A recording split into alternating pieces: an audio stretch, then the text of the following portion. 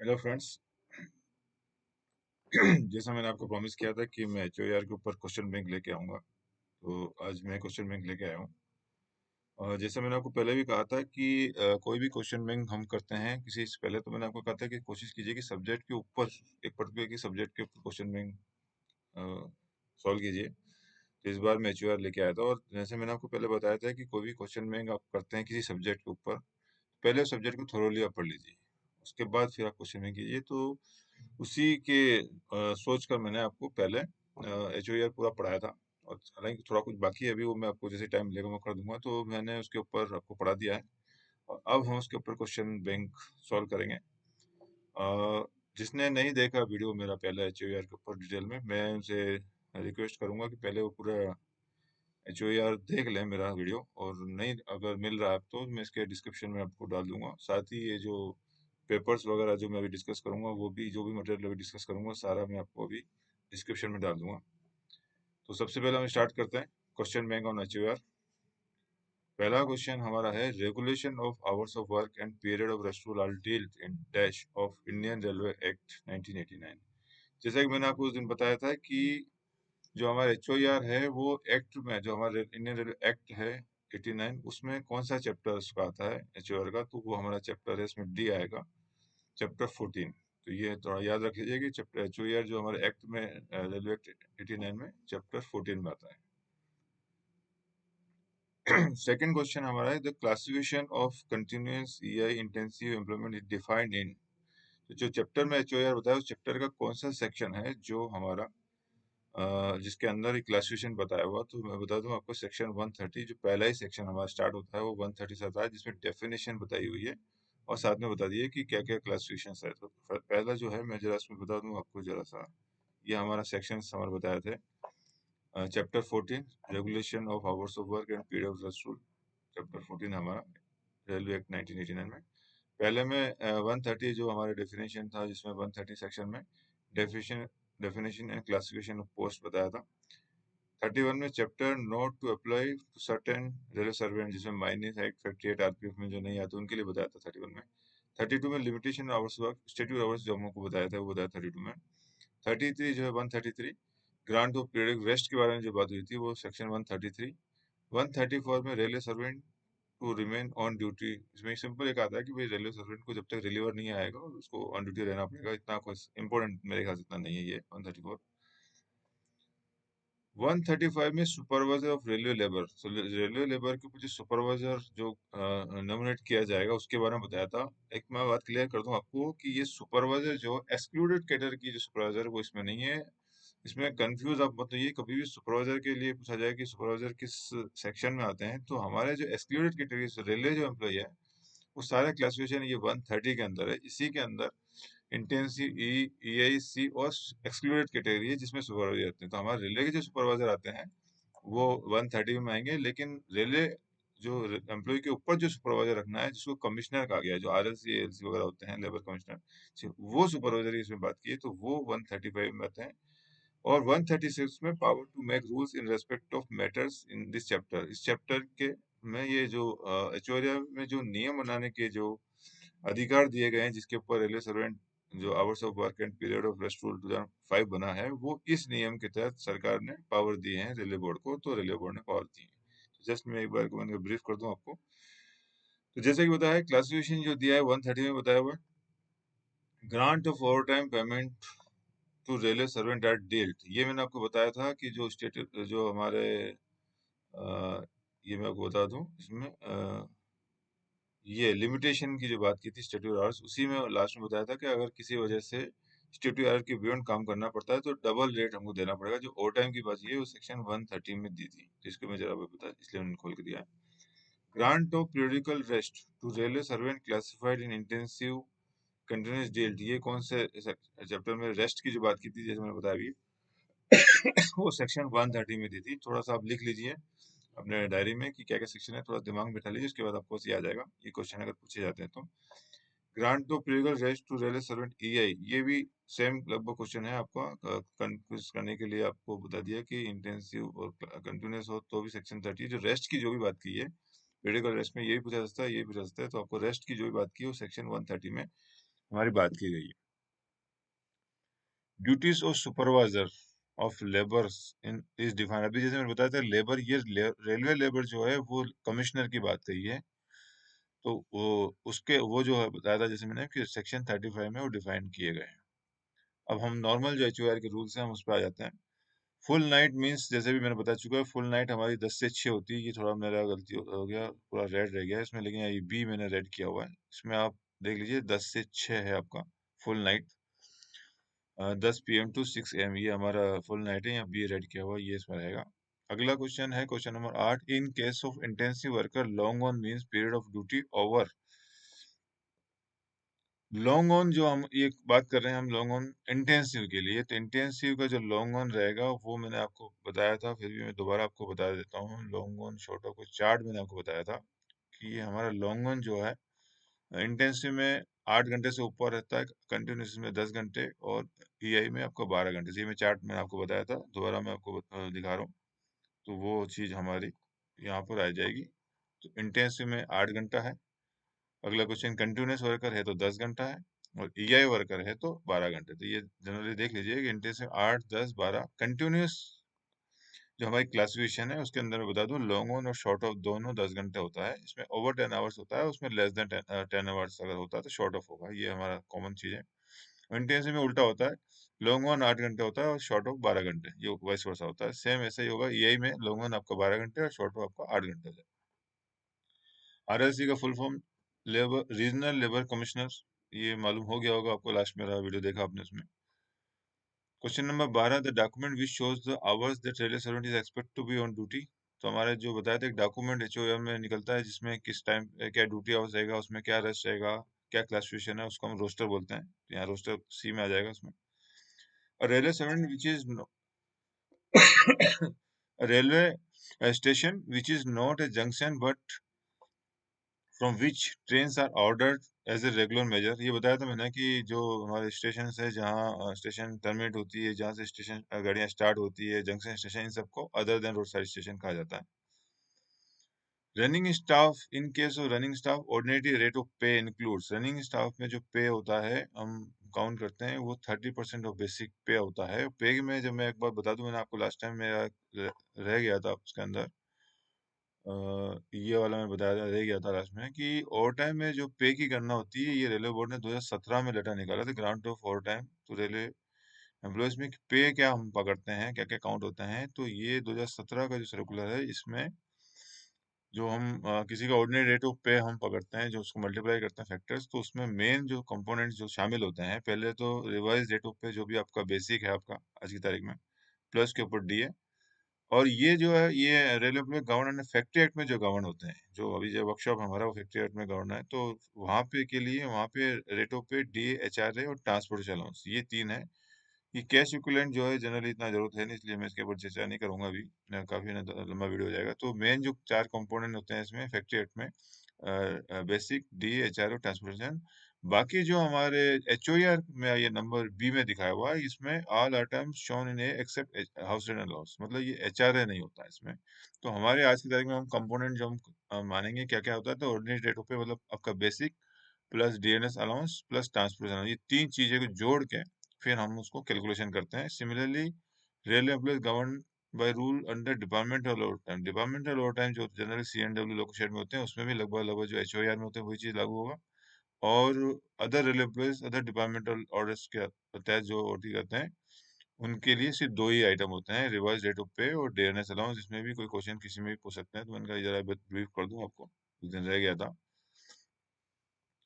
Question number 15, short off is period of rest then. Short off long on अच्छी तरह समझा दिया मैंने, तो आप बता दूं, ज्यादा इसमें लंबा नहीं खींचूंगा मैं। इसमें आप क्लासिफिकेशन देख ली। इंटेंसिव की बात करें तो इंटेंसिव में शॉर्ट ऑफ 8 का जस्ट 12 हो जाएगा।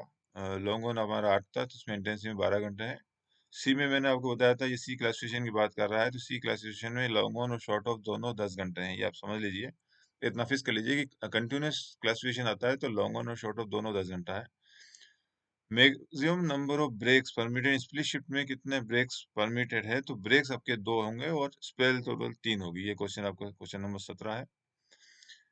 Question number 18, in case of continuous worker if the place of residence is beyond dash kilometer from the place of work, 7 hours split duty is treated as equivalent to 8 hours। अगर split duty है, continuous worker है, काम कर रहा है, और अगर उसकी स्प्लिट ड्यूटी हो रही है, तो वहां उसकी, अगर उसका मकान हमने पढ़ा था कि 1.6 किलोमीटर से दूर होगा उसका, तो उसकी 7 घंटे की ड्यूटी को 8 घंटे माना जाएगा।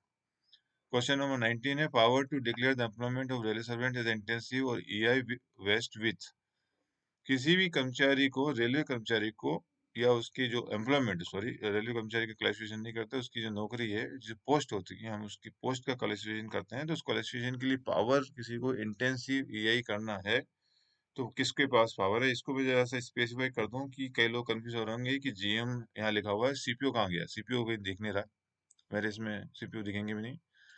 तो मैं बता दूं आपको कि किसी भी पोस्ट का क्लासिफिकेशन की जब बात आ रही है, तो क्लासिफिकेशन, हमारा जो रूल हमने पढ़ा था, रूल 3 में क्लासिफिकेशन की पावर दी गई है। रूल 3 में कहा गया है कि पावर जो है वो जीएम या हेड ऑफ द डिपार्टमेंट है, and further GM can further delegated power to CPO. Question अगर इसमें आएगा, तो मेरे ख्याल से who is the authority to declare the classification is the GM, and who is the authority to whom powers have been delegated for declaration of the employment of रिलेशमेंट। जब बात आती है, तो मेरे ख्याल से सीपीओ आना चाहिए इसमें, तो वहाँ पावर डेलीगेटेड, जो सीपीओ है वो डेलीगेटेड पावर वाले अथॉरिटी है, और डायरेक्ट अथॉरिटी पूछी जाती है, तो जीएम आना चाहिए इसके अंदर। क्वेश्चन नंबर 20 है, सेम है। एक्सक्लूडेड के लिए, सॉरी, ये अलग क्वेश्चन है कि हु इज द कंपनी होती है जो डिक्लेयर रेलिस्टेंट इज एक्सक्लूडेड। तो एक्सक्लूडेड का, जैसे मैंने बताया था, मिनिस्ट्री ऑफ लेबर से ही डिक्लेयर होता है, हमारा जो हमने रेलवे सर्वेंट रूल 2005 पढ़ा था उसके हिसाब से। कोई भी जो पोस्ट है कर्मचारी का, उस पोस्ट का हम जब क्लासिफिकेशन हम चेंज करते हैं, तो अगर वो चेंज के खिलाफ कोई अपील करना होता है तो किसी कर्मचारी को, तो वो अपील जो है विद इन 90 डेज किया जाएगा। Copy of order specifying a railway servant to be treated as supervisory shall be forwarded to। कोई भी कर्मचारी को रेलवे सर्वेंट क्लासिफिकेशन हम चेंज करते हैं, और अगर उसको किसी वजह से सुपरवाइजरी ट्रीट करना है, ट्रीट किया जाता है, तो इन कंसल्टेशन विद, जो है जैसे बताया था हमने, मिनिस्ट्री ऑफ लेबर ही करते हैं, तो वो कॉपी किसको जाएगी, तो ये चीफ लेबर कमिश्नर को जाएगी। और मैंने बताया भी था कि बाकी जितनी भी कॉपियां एचओआर में जो प्रोविजन है, वो जनरली आरएससी को ही जाती है, रीजनल लेबर कमिश्नर को। ये एक ही एक मामला है जहाँ सुपरवाइजर की जब मामला आता है, वहां चीफ लेबर कमीशन को जाता है। तो ये क्वेश्चन आपका देख लीजिए आप। Question number 23, is the company authority to specify railway service supervisory. ये क्वेश्चन शायद रिपीट हुआ है, इसमें मिनिस्टर ऑफ लेबर है, जैसे मैंने आपको पहले बता चुका हूँ। Question number 24, the employment of railway servant except those excluded by ministry of railway servant are assumed. ये मैंने आपको बताया था पहले ही, इसमें लाइन लिखी हुई है कि कोई भी कर्मचारी को अगर क्लासिफिकेशन अगर अलग से नहीं बताया गया है, तो ये माना जाएगा कि वो कंटिन्यूस क्लासिफिकेशन है उसका, ये माना जाएगा। अदरवाइज हमको स्पेसिफाई करना पड़ेगा कि उसका जो क्लासिफिकेशन है आइदर इंटेंसिव है और या फिर ईआई है। अगर वो क्लासिफाई नहीं किया है, तो ये माना जाएगा deemed, it will be deemed as he was classified as continuous under continuous classification. Question number 25, health educator and family planning field worker are classified as. जो फील्ड हेल्थ एजुकेटर होते हैं, वो फील्ड फैमिली प्लानिंग, ये excluded category आते हैं। Most suitable method to classify employment of railway servant as continuous, intensive और EI. किसी भी कर्मचारी का जो एम्प्लॉयमेंट है, उसकी क्लासिफिकेशन को डिसाइड करना है आपको, तो उसके लिए जॉब एनालिसिस किया जाता है। मैं जरा बता दूं जॉब एनालिसिस के बारे में। तो जॉब एनालिसिस कितने तरह के होते हैं, तो ये चारों तरह मैंने इसमें लिख दिया समझाने के लिए, कि पहला जो है वो issue of certificate by company authority, दूसरा रिप्रेजेंटेटिव मेथड, तीसरा रफ असेसमेंट मेथड, और चौथा है फैक्चुअल जॉब एनालिसिस मेथड। चारों के बारे में थोड़ा ब्रीफ कर देता हूँ। जैसा कि हमने पढ़ा था कि कभी इमरजेंसी, एक्सीडेंट, फ्लड, ऐसी सिचुएशन में जो है कंप्लेंट अथॉरिटी, नॉर्मली तो क्लासिफिकेशन चेंज करने पावर जीएम या सीपीओ डिलीट किया गया, लेकिन इमरजेंसी जो एक अथॉरिटी है, कोई भी लोअर अथॉरिटी जो है उसको कर सकती है चेंज ऑफ क्लासिफिकेशन, जिसमें लिखा आता है मिनिमम सीनियर स्किल ऑफिसर होना चाहिए। मैंने आपको उस दिन बता चुका हूँ। तो ऐसी इमरजेंसी केस में जो अथॉरिटी है वो एक सर्टिफिकेट इशू कर सकती है कि इसका क्लासिफिकेशन चेंज किया जाता है, that should not be less than below the rank of senior skill officer. And other method is representative method. Representative method क्या होता है, तो मैं जस्ट बता दूं कि कई बार ऐसा होता है कि फॉर एग्जांपल हम स्टेशन मास्टर का हमको करना है, पॉइंट्समैन का करना है, तो आपकी ये गाड़ी, जैसे मैं यहाँ का सेक्शन में बात करूँ, अहमदाबाद से आपकी महसाना पालनपुर जा रही है, या किसी भी, जैसे आप साउथ की बात कर रहे हैं कि आपकी विजयवाड़ा से विशाखापट्टनम गाड़ी जा रही है, तो जो मेन बड़े स्टेशन आपके आते हैं, वहाँ तो जंक्शन स्टेशन होता है, क्लच स्टेशन अलग रहेगा, वहाँ वर्किंग ज्यादा होता है। लेकिन जो बीच के जो रोड साइड स्टेशन होते हैं, छोटे छोटे स्टेशन होते हैं, वहाँ अगर दो बड़े स्टेशन के बीच में अगर 2 3 4 5 स्टेशन आ रहे हैं, जो छोटे स्टेशन जहाँ गाड़ी रुकती भी नहीं है, तो जनरली ये होता है कि उन बड़े स्टेशन के पीछे सारी गाड़ियां जो होती है, लगभग सारी गाड़ियां निकलती है। ऐसे कोई भी ऐसा नहीं होगा ये गाड़ी बीच में रुक रही है, तो जनरली जितना भी गाड़ियां होगी वो सभी स्टेशन के ऊपर जाएगी। तो ऐसे केस में अगर मान लीजिए दो बड़े स्टेशन के बीच में 3 या 4 स्टेशन आ रहे हैं, 5 स्टेशन आ रहे हैं, तो वहां पे जो स्टाफ काम कर रहा है, चाहे स्टेशन मास्टर हो, पॉइंट्समैन, उनका लगभग सेम काम होता है। कोई गाड़ी रुक नहीं रही, सारी एक्सप्रेस गाड़ी जा रही है, पैसेंजर गाड़ी है वो सभी जगह रुक रही है, मालगाड़ी जो है वो भी सीधा, जो गुड्स ट्रेन होती है वो भी सीधी जाती है। तो लगभग सबका काम सबका होता है सभी जगह क्योंकि एचओआई इंस्पेक्टर शॉर्टेज भी होती है और भी दूसरे काम होते हैं। तो उसके हिसाब से ये मेथड बनाया हुआ है कि वहाँ रिप्रेजेंटेटिव मेथड से जोमलेस किया जाता है। तो रिप्रेजेंटेटिव मेथड में 5 स्टेशन या 3 स्टेशन में किसी एक स्टेशन को हम पकड़ लेते हैं, चूज करते हैं, मतलब पकड़ने का मतलब चूज करने से है। और चूज करने के बाद उस स्टेशन पे हम स्टेशन मास्टर कैटेगरी या पोलिसमैन कैटेगरी, जो भी कैटेगरी है, हम उसका करते हैं। जॉबलेस तो हम फैक्चुअल जॉबलेस से ही करते हैं हम वहाँ पे, जो हम फाइनली जो करते हैं। लेकिन रिप्रेजेंटेटिव मेथड में ये होता है, जब एक स्टेशन या कुछ चूज कर लिया, तो उसमें ये फिर डिसीजन होता है कि जो क्लासिफिकेशन जो आएगा उसके अंदर जॉबलेस के बाद, रिजल्ट के बाद, तो वो क्लासिफिकेशन सब, अगर 5 स्टेशन है आपके, तो पांचों पे लागू होगा। मतलब अगर मान लीजिए A B C D E ऐसा 5 स्टेशन में हमने सी को पकड़ा, बीच वाले को, तो सी में जो भी क्लासिफिकेशन आएगा, सी इंटेंसिव ये जो भी आएगा, वो ए से बी में जितने भी मान लीजिए स्टेशन मास्टर किया हमने, तो पांचों स्टेशन की स्टेशन मास्टर क्लासिफिकेशन वही रहेगा जो सी पे जस्टिफाई हुआ है। तो ये मैं जैसे बता दूं, रिप्रेजेंट मेथड में हम किसी एक से अधिक जगह पे सेम काम होता है, तो किसी एक को हम चूज कर लेते हैं और वहां पे हम रिप्रेजेंट मेथड करते हैं। लेकिन चूज करने के बाद जो हम जॉबलेस करेंगे उस स्टेशन पे, वो मेथड फैक्चुअल जॉबलेस के होगा। इसके बाद एक रफ असेसमेंट मेथड होता है। रफ असेसमेंट मेथड में ये बताया गया है कि आपके पास कई बार ऐसा होता है कि आप चूंकि जॉबलेस करना पड़ता है, तो उसमें पूरा अप्रूवल हायर अथॉरिटी होता है, फिर वर्किंग कंडीशन हम चेक करते हैं, वहाँ पे ट्रेन वर्किंग होता है, कभी कई बार क्वेश्चन ऑर्डर लागू होता है तो हम नहीं कर पाते, तो कभी डिले होते रहते हैं। तो हम पहले देख लेते हैं, कई बार वर्क एनालिसिस कर लेते हैं कि वर्क सही में है कि नहीं है। हम वहाँ जाके जॉबलेस करे, वो काम है ही नहीं। तो जैसे कोई चीज का हम रफ कैलकुलेशन करते हैं, ये one of type, this is the one of type of job analysis, कि यहाँ हम रफ असेसमेंट करते हैं।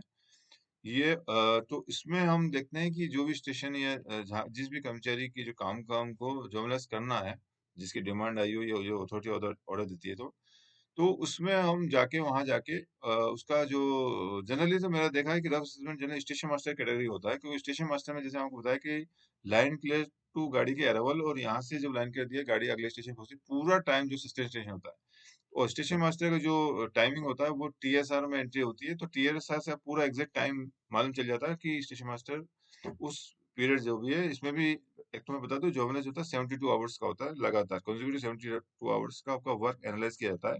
तो रफ असेसमेंट में भी अगर किसी स्टेशन मास्टर का हम जॉबलेस करते हैं, तो हम 72 आवर्स का पूरा फिगर, टीएसआर और बाकी जो भी डॉक्यूमेंट्स हम कलेक्ट कर लेते हैं।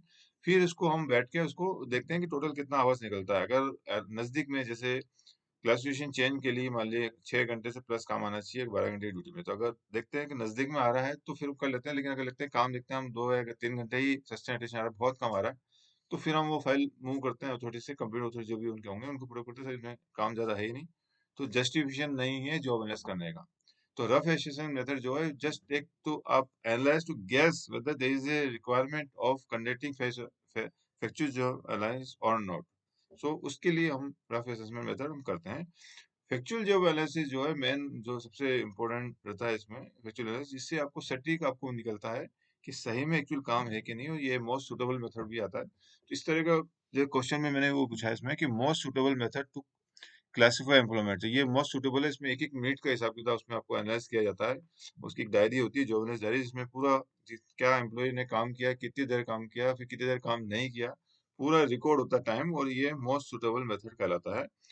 फैक्चुअल जर्नलिस्ट जो है, मैं बता दूं आपको कि इसमें टोटल 72 आवर्स, मतलब आज अगर रात को 12 बजे स्टार्ट हुआ, तो रात को अगले 72 आवर्स के बाद रात को 12 बजे खत्म हुआ। दोपहर को 12 बजे या 10 बजे, जितनी बजे भी आपका स्टार्ट हुआ, एग्जैक्ट 72 आवर्स कंटिन्यू चलेगा। उसमें 3 जॉब एनालिस्ट के लिए 3 एचओ या इंस्पेक्टर, प्लस जिस डिपार्टमेंट का जॉबलेस कर रहे हैं, जिस कैटेगरी से ऑपरेटिंग है तो या कमर्शियल है, तो उनका जो है सुपरवाइजर, जो जनरली टीआई या सीएमआई होते हैं, उनको नॉमिनेट करते हैं। दोनों की प्रेजेंस में जॉबलेस किया जाता है। तो थोड़ा सा जॉबलेस के बारे में मैंने आपको बता दिया, और डिटेल में हम बाद में कहीं बात करेंगे। तो मोस्ट सुटेबल अगर क्वेश्चन आता है तो ये फ्रैक्चर जॉबलेस ही इन चारों में से मोस्ट सुटेबल माना जाता है। बता 27 नंबर में क्वेश्चन है, period of inaction in aggregating in or relaxation aggregating to dash hours in a cycle of 24 hours will satisfy the condition of little period of rest for classification as intensive।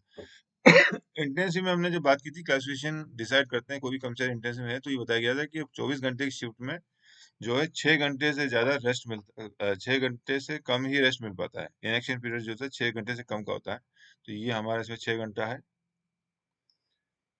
अगला है period of inaction और relaxation aggregating to dash hours in a cycle of 8 hours will satisfy the condition of little period of rest for classification of intensive. तो intensive में दो criteria थे कि जो हम लिटिल पीरियड ऑफ एक्शन कम मानेंगे। तो अगर 24 घंटे की शिफ्ट में जो हमारा इनएक्शन पीरियड अगर 6 घंटे से कम है, और अगर 8 घंटे की शिफ्ट में 1 घंटे से कम है, तो हम उसको मानेंगे इसका रिलैक्सेशन पीरियड काफी कम है, और वो that will be classified into in intensive classification. तो ये दो चीजें हैं इसमें याद करने के लिए। अगला क्वेश्चन है, the employment of railway servant is classified as dash if in a shift of 12 hours the period of election aggregate 6 hours more. जैसे मैंने बताया था कि इसमें आंसर यही रहेगा। ईआई में कोई भी कर्मचारी जो काम करता है तो 12 घंटे की शिफ्ट में उसकी इनएक्शन पीरियड होता है, जो नॉट एक्शन में है, बंदा आराम कर रहा है, काम ही नहीं उसके पास, तो वो एग्रीगेट जो 6 घंटा है उससे ज्यादा, यानी 50% एंड मोर टाइम जो होता है वो इनएक्शन पीरियड में होता है, तो उसको यही कैटेगरी में क्लासिफाई किया जाएगा। जैसे हमें बताया जॉबलेस करते हैं 1 to 1 1 मिनट का हम उसका एनालाइज करते हैं, तो उसमें एक प्रोविजन और भी है जो मैंने आपको पढ़ाया था कि जब ईआई का हम जॉबलेस करते हैं, तो ईआई में अगर 5 मिनट से कम का टाइम में अगर मान लीजिए कोई बंदा 3 मिनट फ्री बैठा रहा, 4 मिनट रहा, 2 मिनट, तो हम उसको हम काउंट नहीं करते, उसको कंटिन्यू मानते हैं। यानी 5 मिनट से ज्यादा अगर बंदा जो है वो इनएक्शन पीरियड में रहा, तभी हम उसकी डायरी में नोट करते हैं, अदरवाइज इसको कंटिन्यू ट्रीट करते हैं। जैसे हम ब्रेक को करते हैं, 30 मिनट से कम का ब्रेक को ब्रेक नहीं मानते, सेम चीज यहाँ पे है कि 5 मिनट से कम का जो पीरियड है तो वो मतलब 5 मिनट का होना चाहिए। अगर 5 मिनट इलेक्शन रहा तो हम काउंट करेंगे, 4 मिनट 4.5 मिनट हुआ तो हम इलेक्शन में काउंट नहीं, तो उसको एक्शन में काउंट नहीं करेंगे, सॉरी इलेक्शन में काउंट नहीं करेंगे। क्वेश्चन नंबर 31 है, the standard hours of duty of intensive classification. तो स्टैंडर्ड आवर्स हमने बात की थी, ये हमारे सेक्शन में भी ड्यूटीज की जो बात की थी उसमें बताया था कि इंटेंसिव के लिए स्टैंडर्ड आवर जो है 42 है।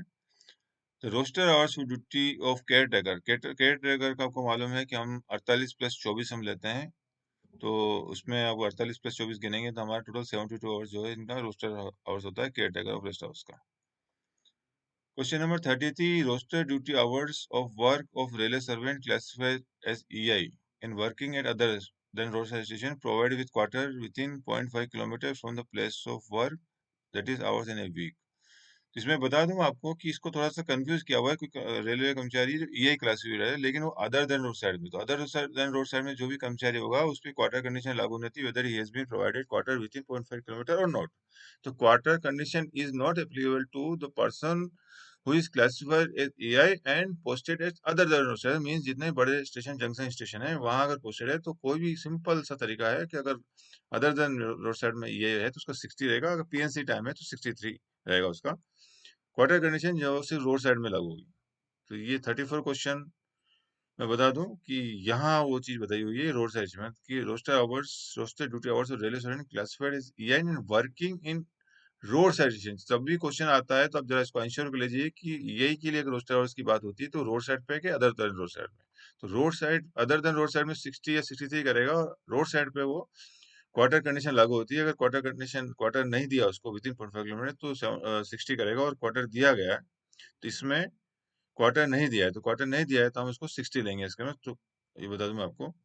और ये अगला क्वेश्चन है, roster duty hours of railway servant classified EI and working in road side station provide with quarter. तो अगर क्वार्टर कंडीशन दिया है तो हम 72 लेंगे, नहीं दिया है तो 60 लेंगे, और अदर देन रोड साइड में हमको 60 ही लेना है। ये तीन चीजें हैं, समझ लीजिए। उसको थोड़ा सा कंफ्यूजिंग है जो कम पढ़ रहे हैं, लेकिन अगर आप 2 3 बार इसको पढ़ेंगे समझेंगे तो आपको चीज समझ में आ जाएगी।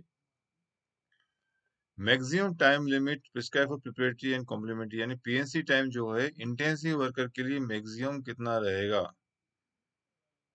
इन ए वीक। तो ये भी मैंने बताया था उस दिन, जो हमारा पैरा था, कंसर्न पैरा, उसमें फिक्स किया हुआ है, वो आपको याद रखना है, लिख के रखना पड़ेगा कितना है। तो इंटेंसिटी के लिए मैक्सिमम पीएनसी टाइम सरकार ने जो realisation hours of work and period rest rule 2005 में क्लियर बताया है कि इंटेंसिटी के लिए 3 घंटा रहेगा और कंटिन्यूस के लिए 6 घंटा रहेगा। ये चीजें आपको याद रखनी है, लिख लीजिए, आप डायरी में नोट कर लीजिए कि पीएनसी जो मैक्सिमम क्वेश्चन आता है तो इंटेंसिटी के लिए 3 घंटा है, कंटिन्यूस के लिए हमारा 6 घंटा है, और ईआई है। और ईआई में भी दो तरह के हैं, आपको 3 और 4.5 घंटे। 3 घंटे वहां है जहां एडिशनल 24 आवर्स काम करता है, यानी 72 या 75 काम करता है, तो उसके लिए जो है वो 3 घंटा है मैक्सिमम आवर्स। और जहाँ 12 घंटे है यानी 60 आवर्स काम करता है, वहां मैक्सिमम उसका पीएनसी टाइम जो है 4.5 घंटे। ये जरा आप समझ लीजिए, चार चीजें हैं। मैक्सिमम पीएनसी अलग अलग क्लासिफिकेशन में क्या क्या है, तो इंटेंसिव में 3 घंटा, सी में आपका 6 घंटा है मैक्सिमम, ईआई में दो है, जहाँ 24 घंटा में एडिशनल ले सकते हैं उनके लिए 3 घंटा, जहाँ 12 घंटे एडिशनल ले सकते हैं, यानी कि 60 आवर्स ले सकते हैं, वहाँ 4.5 घंटा। ये क्वेश्चन आपको याद करने हैं, एग्जाम में पूछे जा सकते हैं। रनिंग स्टाफ का भी बताया था कि रनिंग स्टाफ का जो पीएनसी टाइम होता है वो 4 घंटे माना जाता है। ये 4 घंटे का इसका आंसर है।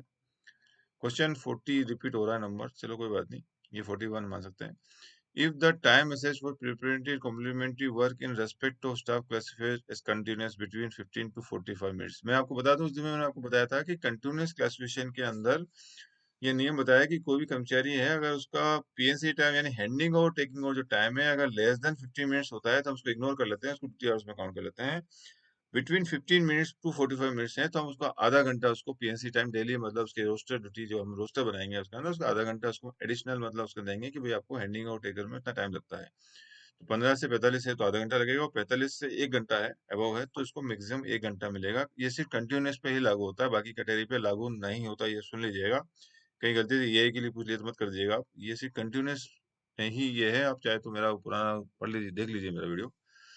अब इसमें बताइए कि टाइम एसेस फॉर प्रिपरेटरी, ये पीएनसी टाइम बताया हुआ है in respect of staff classifies as EI and intensity. देखिए मैंने बताया था उसी सीखा, ईआई इंटेंसिटी में सिर्फ 15 से 30 मिनट बोला, यहाँ 45 नहीं बोला, जो कि यहाँ 45 बोला हुआ है।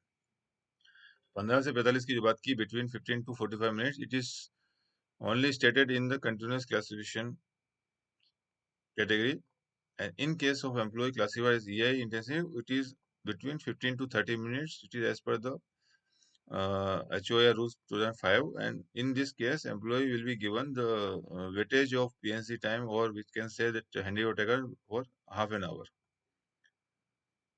Averaging period for purpose of calculation overtime in respect of continuous staff, मैंने आपको पहले भी बताया था कि overtime देना और averaging period बिल्कुल आपका उसके साथ जुड़ा हुआ है, इसको अलग नहीं कर सकते। किसी भी कर्मचारी को ओवरटाइम देना है तो ओवरटाइम की जो डेफिनेशन है कि if a person works beyond roster hours between a person who works beyond roster hours in an averaging period। तो एवरेजिंग पीरियड में अगर वो रोस्टर आवर से ज्यादा काम करता है तो एवरेजिंग पीरियड के बिना ओटी का प्रोविजन नहीं होता, तो एवरेजिंग पीरियड आपको मालूम होना चाहिए। तो एवरेजिंग पीरियड जैसे मैंने उस दिन आपको बताया था, कंटिन्यूस और इंटेंसिव के लिए बाई वीकली यानी 14 दिन का होता है। तो यहाँ पहला क्वेश्चन आपका ये है कि कंटिन्यूस के लिए 2 वीक और इंटेंसिव के लिए 2 होता है, और ईआई के लिए वीकली होता है। वो आगे क्वेश्चन आ जाएगा, शायद मैं बता दूंगा आपको, तो मैं जस्ट रिपीट कर दूंगा आपको कि एवरेजिंग पीरियड जो है कंटिन्यूस के लिए 2 वीक, इंटेंसिव के लिए 2 वीक, और आपको ईआई के लिए 1 वीक होता है। और वीक में बता दो स्टार्ट होता है हमारा संडे टू सैटरडे। एचओआर में जो वीक होता है संडे से स्टार्ट होता है, सैटरडे तक होता है। अब रेस्ट की बात की है इसमें, weekly rest not less than मिलता है, किसको मिलता है, intensive is granted to railway servant whose employment is classified as intensive. जो कर्मचारी है उसको इंटेंसिव में क्लासिफाई किया गया है तो उसकी जॉब को, तो उसको मिनिमम 30 घंटे का रेस्ट मिलता है। तो इसमें भी सेम है, जैसे एवरेजिंग पीरियड जो है आपका कंटिन्यूस और इंटेंसिव का बाई वीकली है, सेम जो इनका रेस्ट भी 30 घंटे का मिलता है, लगातार 30 घंटे कंटिन्यूस और इंटेंसिव के लिए। यही क्वेश्चन यहाँ पूछा गया है कि इंटेंसिव के लिए 30 घंटा है, और यहाँ पे नीचे ये 47 के अंदर कंटिन्यूस में भी 30 घंटा है। लेकिन ईआई है तो weekly rest do not less then 24 consecutive hours is granted to railway student those employment in classified as EI। तो EI के लिए 24 consecutive hours इसमें एक चीज रह गई है, इंक्लूडिंग नाइट इन बेड भी आएगा। लगातार 24 घंटे नहीं होता इसमें, रेगुलर लिखना, नाइट इन बेड भी आएगा। क्योंकि 24 घंटे तो आप बिना नाइट रात को 12 से 12 भी कर सकते हैं, वो नहीं होगा। Continuous 24 consecutive hours including night in bed होता है ईआई के लिए रेस्ट का provision. 48 no railway servant classified as intensive shall be called upon to duty before completion of rest of। ये हमारा शॉर्ट ऑफ, देखिए शॉर्ट ऑफ में अलग अलग तरह से घुमा घुमा के क्वेश्चन पूछते हैं। इसमें पूछा है no railway servant classified, intensive में क्लासिफाई किया हुआ है रेलवे सर्वेंट को, तो उसको हम दोबारा बुला नहीं सकते, तो ये one type of short of है। तो इंटेंसिव में मैंने जैसे बताया था शॉर्ट ऑफ 12 घंटे का, मैंने टेबल ये चार्ट भी बनाया था मैंने आपको, ये वाला चार्ट है। इंटेंसिव हमारा ये, सॉरी शॉर्ट ऑफ ये नीचे हमारा लॉन्ग ऑन था। शॉर्ट ऑफ में जैसे मैंने आपको बताया था इंटेंसिव में ये आपकी ड्यूटी 8 to 6 है, खत्म हो रही है, तो नेक्स्ट ड्यूटी इसकी होगी कितने घंटे बाद होगी, 12 घंटे बाद ही होगी, 12 घंटे। और सी में आपका मिनिमम दो ड्यूटी के बीच में जो गैप होगा वो 10 घंटे का होगा, और ईआई के अंदर मिनिमम जो गैप होगा वो 8 घंटे का होगा। तो इनको ये इंटेंसिव को 12 घंटे से पहले हम नहीं बुला सकते, सी वाले को 10 घंटे से पहले नहीं बुला सकते, और उसको 8 घंटे से पहले नहीं बुला सकते। बुलाएंगे तो वो हमारा शॉर्ट ऑफ कहलाएगा। तो यही चीज उन्होंने यहाँ बताई है कि इंटेंसिव में 12 घंटे है, और आगे हम बाकी उसमें पढ़ेंगे लॉन्ग शॉर्ट ऑफ कितना होता है। Running staff shall be granted rest off. Running staff का जैसा मैंने बताया था कि 4 period of 30 hours, 4 period of 30 hours and 5 periods of 20 hours. Running staff के लिए नियम है इंक्लूडिंग नाइट इन बेड कि either they may be given 4 period of 30 hour rest और 5 period 20 hours rest in a month including night in bed. 30 hours में तो night in bed हो ही जाता है, 5 22 में आपको देखना पड़ेगा नाइट इन बेड हुआ क्या नहीं, यानी इसमें 10 से जो 6 की नौकरी है वो उसमें रेस्ट होना चाहिए, आदमी घर पर होना चाहिए। क्वेश्चन 50 है हमारा, लोको running staff who are deputed to अकोम्पनी engine और trial are allowed credit of time spent. की जो हमारे लोको रनिंग स्टाफ होते हैं, लोको रनिंग उसमें बताया था ड्राइवर गार्ड, सॉरी गार्ड नहीं होते, गार्ड जो है ट्रैफिक रनिंग होते हैं, लोको रनिंग में ड्राइवर सेंटर आता है, जिनको इंजन एकम्पनी करने को ड्यूटी पे लगाया गया, डिप्यूट किया गया ट्रायल के लिए, तो उसको कितना परसेंट क्रेडिट मिलता है। इसके लिए मैं एक सर्कुलर में ढूंढना है आपके लिए, जरा देख लीजिए। ये सर्कुलर मेरे को मिला है 1977 का, इसमें जो लिखा हुआ है यहाँ लिखा हुआ है, तो ministry of railway have under consideration the question of computation duty hours की बात की है, और यहाँ लिखा हुआ है now decided the loco running staff who have been deputed to accompany dead engine may be allowed 2/3 credit for time spent by them during the journey, and the loco running staff accompanying engine on trial may be allowed full credit। full मतलब 100% हो गया। तो इसमें दो question है, मैंने आपको ये वाला क्वेश्चन पूछा है। अगर क्वेश्चन इसमें ये भी पूछा जाता है कि loco running staff accompanying dead, या डी डब्ल्यू स्पेलिंग थोड़ी सी गड़बड़ होगी, DEAD होना चाहिए, डेड इंजन, और इंजन ऑन ट्रायल है now decided loco running staff who may be deputed to accommodate dead engine में भी अलाउड। अगर डेड इंजन को accommodate करेंगे तो उसमें आंसर होगा 2/3, ठीक है। लेकिन अगर आप ट्रायल बेस पे आप करना है, accommodate करना है, तो उसके लिए 100% मिलेगा। ये 1977 का सर्कुलर है, मैं आपको दिखा दिया है, आपको इससे पिक्चर ज्यादा क्लियर हो जाएगी। हम यहाँ पे accommodate की बात कर रहे हैं ट्रायल इंजन को, तो यहाँ 100% है, और डेड इंजन को हमको करना है तो वहाँ पे 2/3 मिलेगा हमको credit time. Standard hours of duty of continuous classification, standard hours मैंने बताया था उस दिन, विदाउट पीएनसी और विदाउट एडिशनल आवर्स को जो काउंट टाइम होता है उसको स्टैंडर्ड होते हैं। तो ये जो हमारा स्टैंडर्ड कंटिन्यूअस के अंदर 48 हमारा है, स्टैंडर्ड क्लासिफिक आवर्स जो होता है 48 होता है। कंटिन्यूअस में विद या विदाउट पीएनसी लिखा है यहाँ पे, without the standard hours of duty of continuous classification hours in a week when PNC time given. तो एक जब भी क्वेश्चन आपको आता है एग्जाम में, देख लीजिए कि वीक की बात कर रहा है कि एवरेजिंग पीरियड की बात कर रहा है। यहाँ इन्हें एवरेजिंग पीरियड बोलेगा तो ये डबल हो जाएगा 96, अगर यहाँ वीक की बात कर रहा है तो 48 हो जाएगा। तो आपको कभी भी क्वेश्चन आता है तो आपको देखना पड़ेगा स्टैंडर्ड आवर्स जो है पहले से कौन सा क्लासिफिकेशन है, विद इन ए वीक बोला है या within an averaging period बोला है, और when no PNC time and और पीएनसी टाइम, ये तीन चीजें मिलके ही आपको बनता है आपका कि कितना रोस्टर आवर्स होता है। तो यहाँ क्लासिफिकेशन कंडीशन बताया है, वीक की बात है, वीक में 48 घंटा है जब पीएनसी की बात नहीं कर रहे हैं। और सेम क्वेश्चन में जब पीएनसी की बात करें, पीएनसी टाइम दिया गया है तो पीएनसी टाइम 3 घंटा होता है सी में, तो यहाँ पे 51 होता है।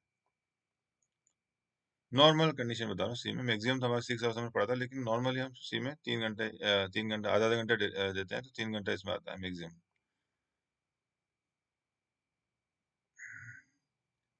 The staff whose daily hours of duty include period of inaction aggregating to hours or more declared to be essentially। ये मैं ऑलरेडी बता चुका हूँ कि जो अपनी नॉर्मल शिफ्ट होती है 12 घंटे में 6 घंटे से ज़्यादा इनएक्शन पीरियड होता है तो उसको ईआई में डिक्लेयर करते हैं। ये क्वेश्चन हम बात कर चुके हैं इस पे। Railway servant employed in A confidential capacity, तो ये कॉन्फिडेंशियल में जो काम करते हैं वो उनको एक्सक्लूडेड में काउंट करते हैं, हमारा जो नियम है। Similarly assistant surgeon, matron, assistant incharge ये भी एक्सक्लूडेड में आते हैं। ये क्वेश्चन नंबर 54 हो गया। Casual labour govern under HO, या सही है गलत है? तो कैजुअल लेबर जो होते हैं गवर्न नहीं होते हैं, ये फास्ट हो जाएगा। लेकिन अगर कैजुअल लेबर जो है अगर टीएस ग्रांट हो गया तो वो लोग फिर गवर्न हो जाएंगे। आजकल तो ऐसे कैजुअल लेबर की भर्ती बंद है, लेकिन यहाँ सब्स्टिट्यूट आ सकते हैं। Substitute are governed, whether substitutes are governed under HR. If they are only substitutes, then they are not governed under HR. But if substitute has been granted temporary status TS, they have been transferred. If any substitute has been granted TS, then he will be governed under HR and also under DR Rule 2. Principle of averaging will not apply to running staff, ये भी गलत हो जाएगा क्योंकि running staff में भी दो by weekly होता है। तो जैसे सी और इंटेंसिव का बाई वीकली एवरेजिंग पीरियड होता है, सिमिलरली रनिंग स्टाफ का भी बाई वीकली एवरेजिंग पीरियड होता है। 2 वीक का होता है। इनका जो रोस्टर आवर्स होता है वो 104 घंटे होता है। Principle of averaging will work to shift worker, तो ये हमने पढ़ चुके हैं, उसके अंदर शिफ्ट वर्कर पे प्रिंसिपल एवरेजिंग लागू होता है, तो ये ट्रू हो जाएगा। अब जैसे मैंने बता दिया, the period of averaging will be EI worker other than C class के में जो गेट कीपर इनको छोड़ के बाकी जो ईआई है, तो ईआई के लिए बता दूं कोई भी ईआई हो उनका जो एवरेजिंग पीरियड होता है 1 वीक ही होता है। इसलिए क्वेश्चन नंबर 59-16 में क्वेश्चन घुमा दिया है, लेकिन आंसर आपका कोई भी बंदा ईआई है। ईआई के में रोस्टर आवर्स आपके अलग अलग हो जाएंगे अलग अलग कंडीशन में, लेकिन एवरेजिंग पीरियड में ईआई के अंदर सिंपल है, आंख बंद करके आप 1 वीक कर दीजिए, क्योंकि एवरेजिंग पीरियड आपका ईआई में कुछ भी कंडीशन हो चेंज नहीं होगा, 1 वीक ही रहेगा।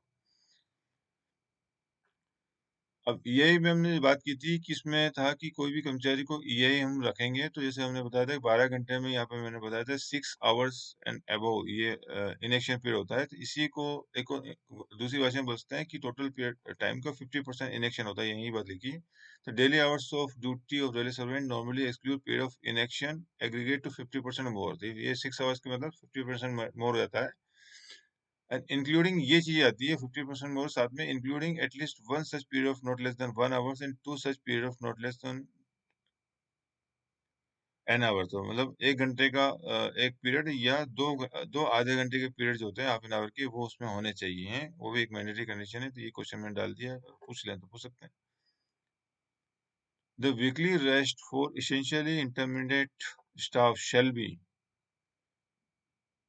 ये मैंने क्वेश्चन उसमें ऊपर रह गया था, अभी यहाँ आ गया कि यही के लिए जो वीकली रेस्ट क्या होना चाहिए, यहाँ बता दिया कि 24 consecutive hours in week including full night in bed.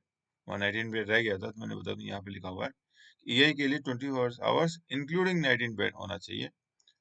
63 question number है, when an employ work overtime beyond statutory limit the payment of overtime, ये हमारा जो इसमें भी लिखा हुआ है, एक्ट में भी लिखा हुआ है चैप्टर 14 में कि बियॉन्ड स्टैट्यूटरी हम काम करेंगे तो डबल रेट मिलेगा, 2 टाइम्स ऑर्डिनरी रेट मिलेगा बियॉन्ड स्टैट्यूटरी, और अप टू स्टैट्यूटरी है तो 1.5 टाइम मिलेगा। Periodical rest under can not be spread over 2 calendar days, ये फाल्स हो जाएगा।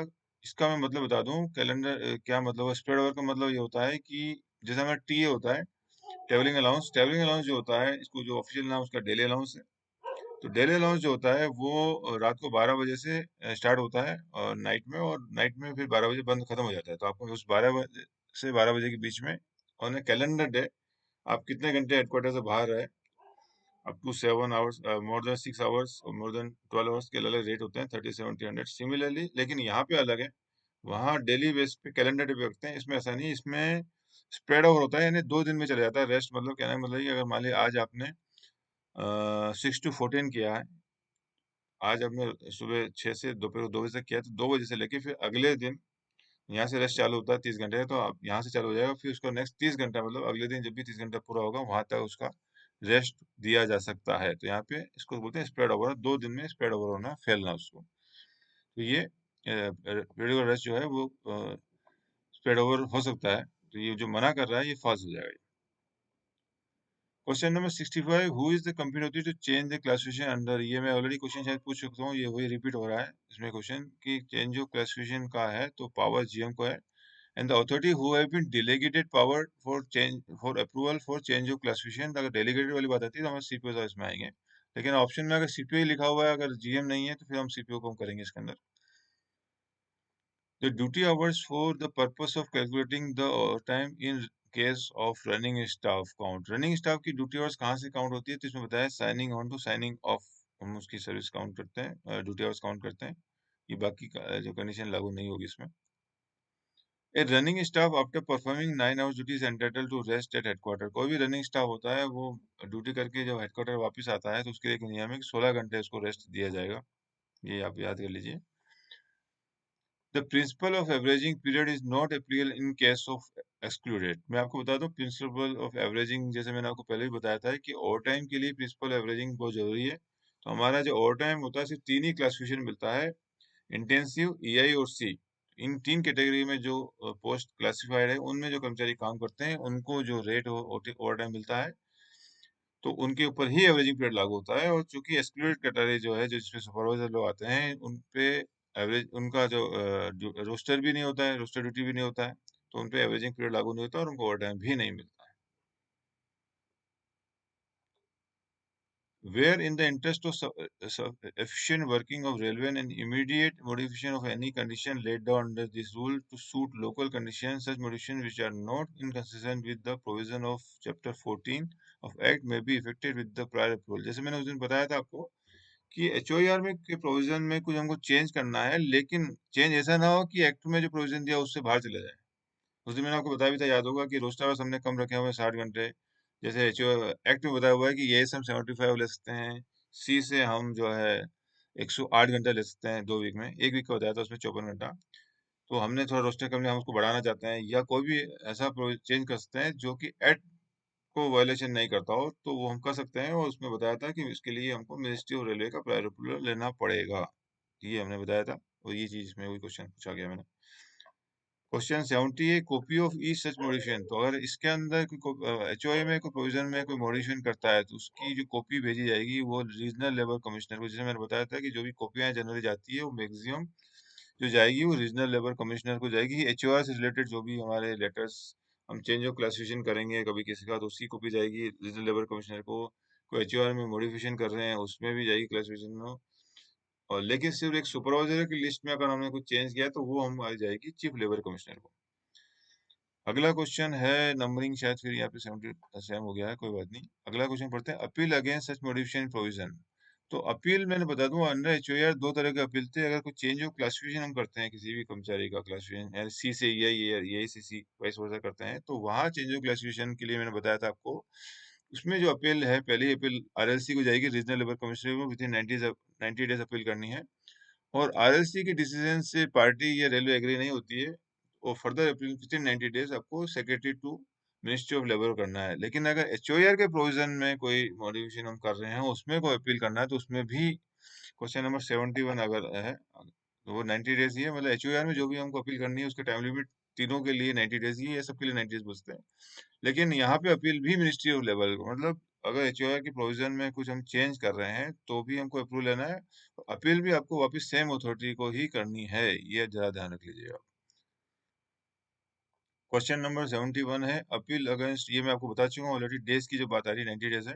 72, no railway servant in respect of whom an exemption has been made under rule 9 shall require to work more than days without period of rest। इसमें एचओआर के rule के तहत किसी भी कर्मचारी को हम जो एग्जामेशन देते हैं, दे सकते हैं। जैसे हमारा नॉर्मल, हमारा बताया कि इतना घंटे हमको रोस्टेड ड्यूटी काम लेना है, और वीकली रेस्ट हम देते हैं उसको 30 घंटे का, 24 घंटे का। लेकिन एक्सपीरियंस ऑफ सर्विस, इमरजेंसी में हम उसको जो प्रोविजन है उस तरह हमको ज्यादा काम कराना पड़े, 54 घंटा या जो भी घंटा है, उस तरह हमको रेस्ट देने पाए।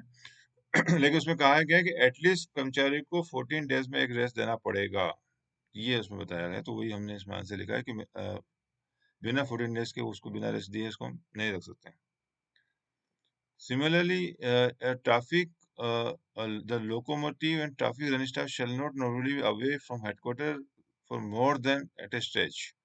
कोई भी ट्रैफिक और लोकोमोटिव रनिंग स्टाफ है, उसको वो जब एक बार गाड़ी लेके जाएगा, तो पुराना जो नियम था उसमें यहाँ था 3 to 4 डेज, ये लिखा हुआ था।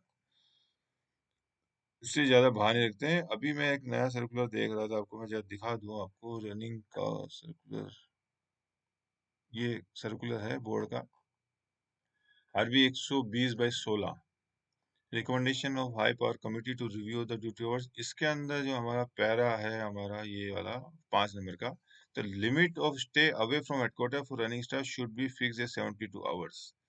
इसको हम देखें तो हमारा जो क्वेश्चन का आंसर जो होगा अभी यहाँ 72 आवर्स हो जाएगा।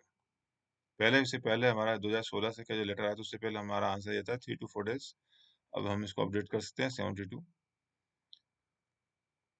Power to make temporary exemption under HOR regarding limitation of hours of work and grant of period rest। मैंने जैसे बताया था आपको कि अभी जैसे इसमें भी मैंने बताया था आपका कि ये वाला रूल 9 एग्जामेशन देना है रेस्ट में और ओवर टाइम में, तो वो किस रूल के अंदर थे, रूल 9 है। सेम क्वेश्चन यहाँ पूछा है। अगर क्वेश्चन ही पूछा जाता आपको कि टेम्पररी एग्जामेशन अंडर HOR देना है तो वो किस रूल में आता है, regarding limitation of work and grant, यानी जो हमारे प्रिस्क्राइब मैक्सिमम आवर्स दिया हुआ रोस्टर आवर्स से ज्यादा काम करवाना है या हम किसी कर्मचारी को रेस्ट नहीं दे पा रहे हैं, तो वो उसमें एग्जामेशन देना पड़ेगा उसको, टेम्पररी एग्जामेशन कंपनी अथॉरिटी द्वारा। तो वो किस रूल में है, तो रूल 9 है ये। अब ये है कि जो मैंने एग्जामेशन की बात उस दिन भी कर रहा था और अभी जो टेम्पररी एग्जामेशन की जो बात है वो कौन अथॉरिटी देगा, उसके ऊपर क्वेश्चन है कि as per SOP 2018 power has been delegate to make temporary एग्जामेशन under HOR regarding limitation of hours of work and grant of period rest to, किसको पावर दिए गए हैं। तो ये मैं जरा आपको यहाँ पे SOP दिखा देता हूँ आपको। SOP कहाँ गई, ये SOP, ये SOP है टेम्पररी एग्जामेशन 2018 की जो आई है। Temporary एग्जामेशन under HOR rules full यहाँ पे दिए, JG senior scale account conclusion जरूरी नहीं है। रूल 6 ऑफ HOR लिखा हुआ है। हमारे रूल 6, ये देखिए यहाँ पे हमारा जो एग्जामेशन है वो रूल 9 में आता है। यहाँ रूल 6 लिखा हुआ है, ये मुझे लगता है पुराना जो HOR में कहीं होता होगा, लेकिन अभी जो नया HOR है उसमें रूल 9 ऑफ आवर्स, ये HOR लिखा है, लेकिन अभी तो नया जो railway servant hours of work rule है उसमें रूल 9 है। ये जरा देख लीजिए, अभी चेक कर सकते हैं अपने लेवल पे। ये पावर टेम्पररी एग्जामेशन है। हालांकि मैं बता दूं पुरानी SOP जो वेस्टर्न रेलवे की थी उसके अंदर सुपरवाइजर को दिया गया था और प्रैक्टिकली सुपरवाइजर ही टेम्पररी एग्जामेशन देते हैं। ओवर टाइम रजिस्टर जो होता है उसमें उसके अंदर जो आपको बताया गया था कि कॉलम था कि एग्जामिनेशन उसमें अप्रूवल करना पड़ता था, तो क्योंकि सुपरवाइजर वहीं अवेलेबल होती है तो वो दे सकती है। प्रैक्टिकली ये फिजिबल नहीं है कि आप हर डेली ओवर टाइम आयोजन होता रहता है उसके लिए हमारे फाइल को वहाँ भेजें, लेकिन चूंकि मैं नियम की जहाँ बात है मैं आपको बता दूं कि नियम में तो junior scale, sorry senior scale और JG को पावर डेलीगेट किए गए हैं। Railway servant hours of work and period of rest rule 2005 is implemented in railway servant. मैंने उस दिन बताया था कि कब से लागू हुए हैं, तो ऊपर लिखा था 28 फरवरी 2005, रेलवे सर्वेंट 2005। अभी इसमें मैंने रखा है क्या, ये वाला है। इसमें मैंने उस दिन आपको बताया था कि ये लागू होने की डेट बताई थी, ये नोटिफिकेशन 28/2/2005 बताई थी, यही चीज यहाँ पर है।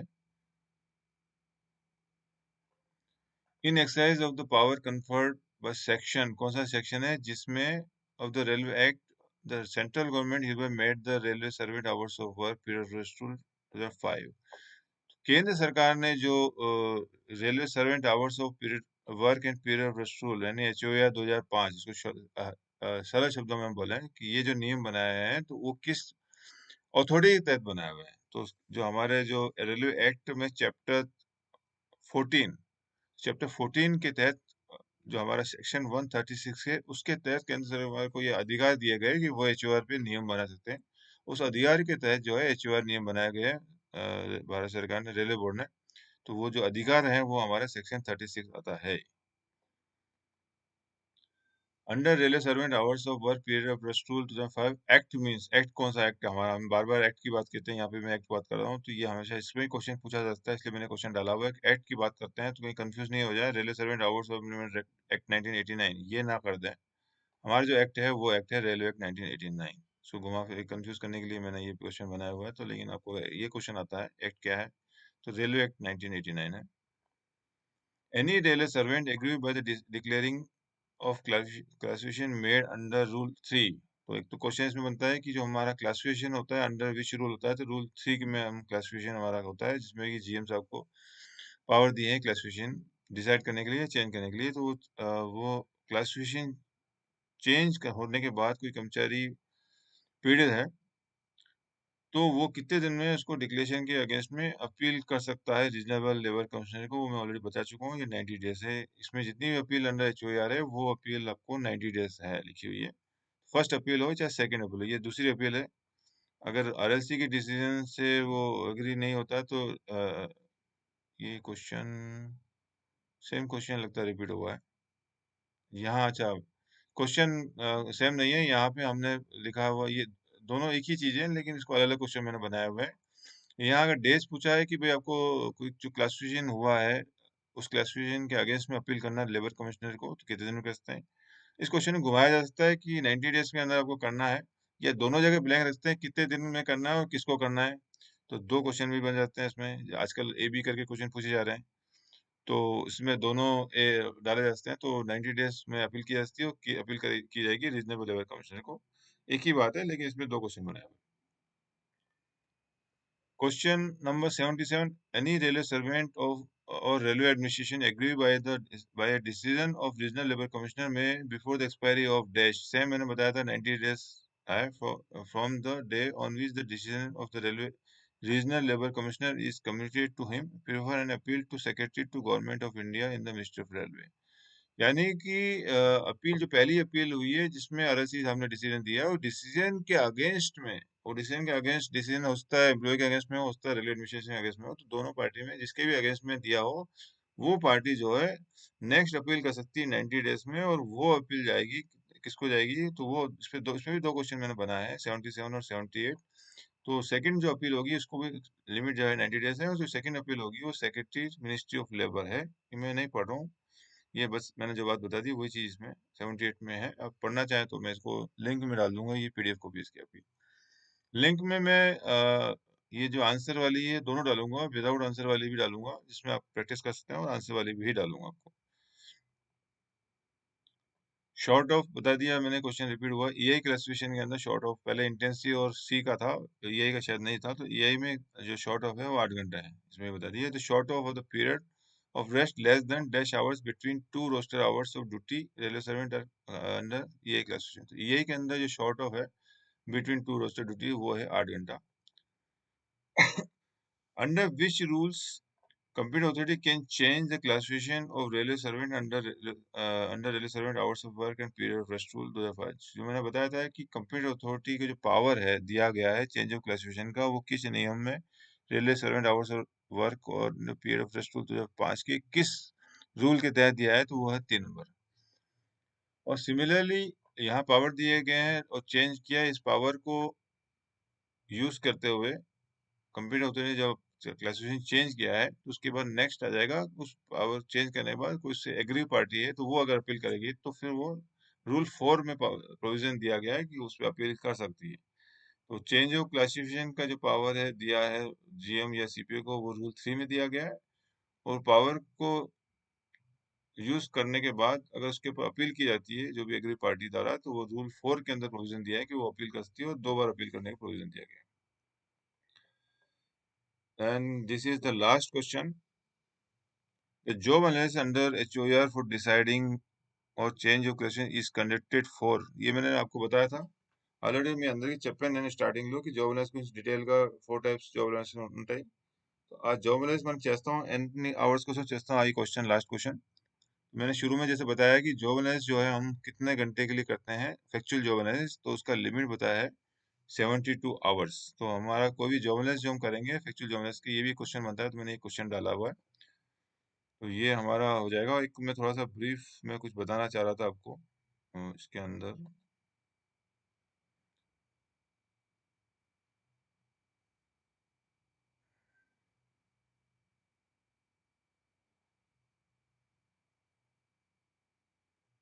थोड़ा सा एचओआर की हिस्ट्री में लेके आया था, बता दूं आपको। एचओआर के बारे में लोगों से भी जानकारी है कि एचओआर जो है 2005 में आया, और ये 5 में आया वो 1961। जो एचओआर 2061 था उसको अमेंड करके, ये हमने यहाँ पढ़ा भी था इसके अंदर, ये इसमें अमेंड कर दिया है 61 को। तो amend the railway servant hours of employment rule 1961 को अमेंड करके, रद्द करके 2005 आया। लेकिन 61 से पहले कोई क्वेश्चन पूछे, जैसे पहले कौन सा एचआर था, तो वो उसके बारे में एक थोड़ा सा ब्रीफ में लेके आया था। 61 से पहले जो था हमारा जो आया था वो 2051 था। 19 ये देखो 1951 में रेलवे बोर्ड ने अधिनियम में कुछ सुझाए गए संशोधन की प्रतीक्षा बिना रेलवे सेवाओं के लिए रोजगार के घंटे नियम 1951 बनाए, जिसमें न्याय निर्णायक द्वारा की गई कई सिफारिशें होती थी। तो 1961 से पहले जो हमारा एचओआर चलता था वो एचओआर रूल, रेलवे सर्वेंट एचओआर रूल 1951 चलता था।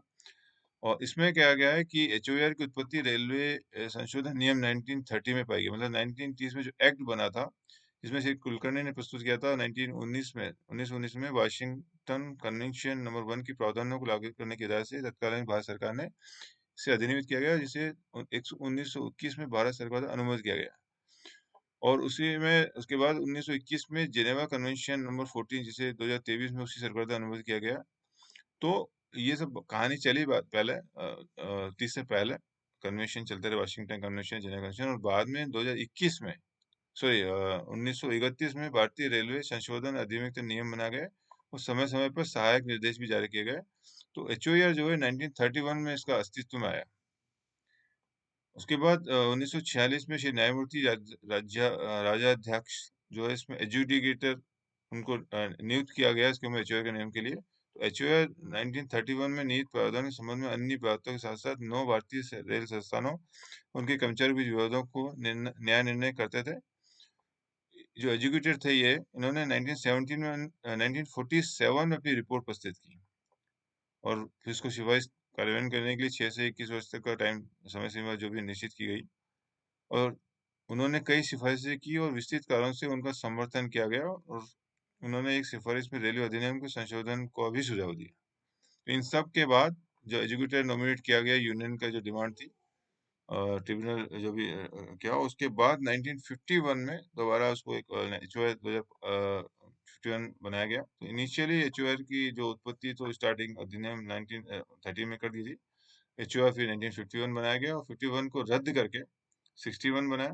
Railway servant hours of employment rule 1961 बनाया और उसके बाद 61 को अमेंड करके 2005 बनाया। ये जरा सा ब्रीफ था हमारा एचओआर के ऊपर। तो मैं समझता हूँ, आई होप అందరికీ బాగా అర్థమైందేమో, అందరికీ रिपब्लिक डे शुभाकांक्षलु। आप सबको समझ आया। अपने सजेशन आप मुझे दे सकते हैं, अगर आपको मेरा वीडियो पसंद आया तो प्लीज़ लाइक करें। धन्यवाद।